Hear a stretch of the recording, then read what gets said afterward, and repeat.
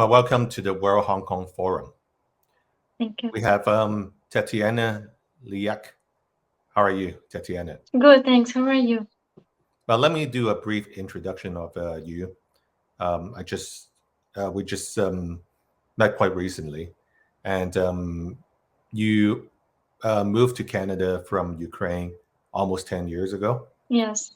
Yeah, and you call Canada home right now, and you understand the challenges of Hong Kongers over the last few years. I We do. also fighting for our own freedoms. And you have a story to share with us, which is your story on the fight for freedom. And thank you for participating in the World Hong Kong Forum. Thank you. Thank you for having me here. As it was said, my name is Tetiana and I'm from Ukraine, and I came to Canada in 2014. And that was the year when Russian government became more aggressive in their way to control Ukraine, and the war started for us. Ukrainian peoples always wanted to be independent and live independently on their land. However, Russia was trying to control Ukraine for years. In 2014, the year when I came to Canada, Ukrainians came out with a protest against the law pro-Russian government, which we had in our land back then. And the pro-Russian president, which was elected by falsification. And that began a revolution of dignity, after which Russia annexed Crimea, then two other regions of Ukraine. And also I want to say that during the revolution of dignity, by that pro-Russian government, a lot of people were put into jail. Even though the revolution, the protest started peacefully. And a lot of people, civilians people, were killed back then.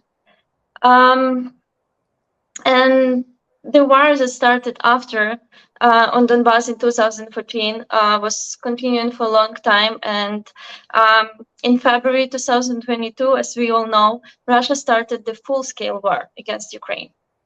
And that war was and continued to be unbelievably horrible, inhumane genocide of Ukrainian nation.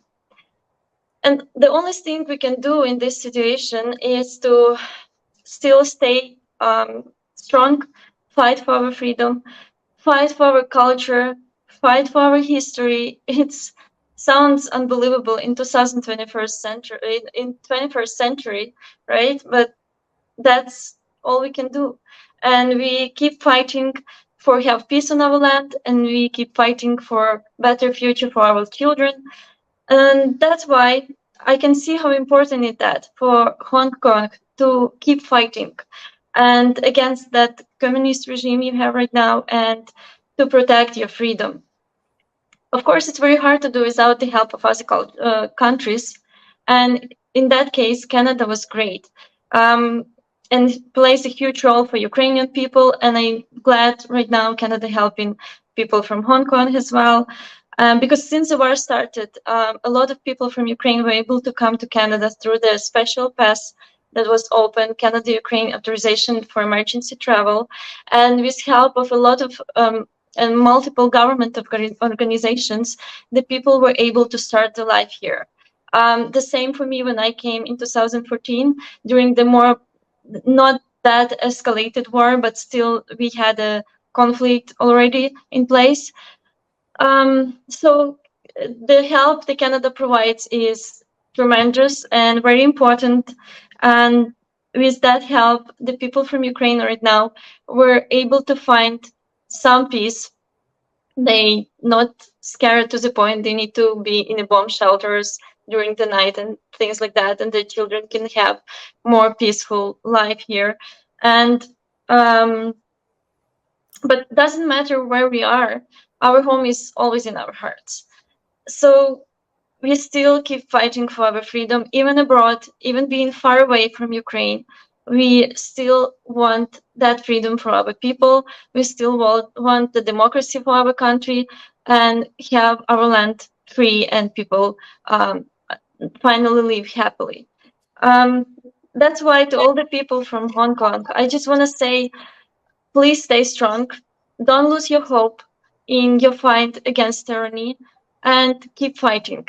And I really wish one day Hong Kong can become free and with their democracy, without any tyranny, and peaceful. And all the people who are now in jail and sacrificing their lives and years, I wish they can become free as well.